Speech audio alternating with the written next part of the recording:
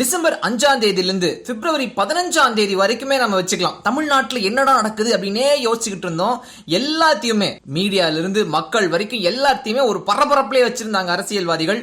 தற்போதைக்கு எல்லா நாடகமும் முடிஞ்சு 62 நாட்கள் மட்டுமே ஒருத்தர் முதல்வராக இருந்து அதுக்கு அப்புறமா திரு எடப்பாடி பழனிசாமி அவர்கள் நம்பிக்கை வாக்கெடுப்புல வெற்றி பெற்று தமிழக முதல்வரா அமர்ந்திருக்காரு.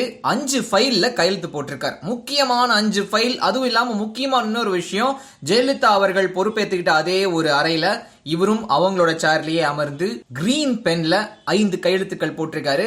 என்னென்ன விஷயங்களுக்கு கையெழுத்து போட்டிருக்கார்? முதல் விஷயம் பெண்களுக்கு ஸ்கூட்டி கொடுக்கிற திட்டம், அம்மா ஸ்கூட்டி வழங்குற ஒரு திட்டத்துல கையெழுத்து போட்டிருக்காரு. அந்த ஒரு ஸ்கூட்டி 50% மானியத்துல கிடைக்கும்.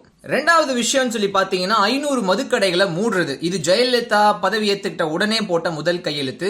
இப்போ அதை உறுதிப்படுத்தி போட்டிருக்காருன்னு சொல்லலாம். அப்புறம் மகப்பேறு நிதியுதவி திட்டத்துல பெண்களுக்கு கிடைக்கக்கூடிய பணம் 18,000 ரூபாயா உயர்த்தி இருக்கிறதுல ஒரு திட்டம், அதுக்கான கையெழுத்து போட்டிருக்காரு. மீனவர்களுக்கு தனி வீடு கட்டி கொடுக்கிற ஒரு திட்டத்துல கையெழுத்து.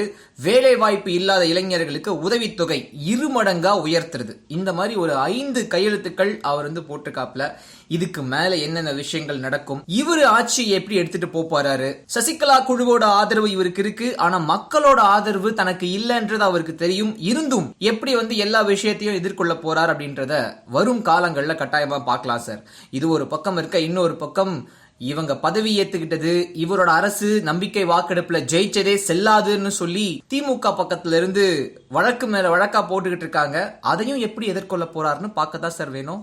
நீங்க அந்த அம்மாவே போஸ்ட்லயே இல்லாத நேரத்தில் 120 பேர் சேர்ந்து பன்னீர் அப்படின்னு சொல்லிட்டு அவரை நீங்க முடிவு பண்ணீங்க. அப்புறம் அந்த அம்மாவை முடிவு பண்ணீங்க.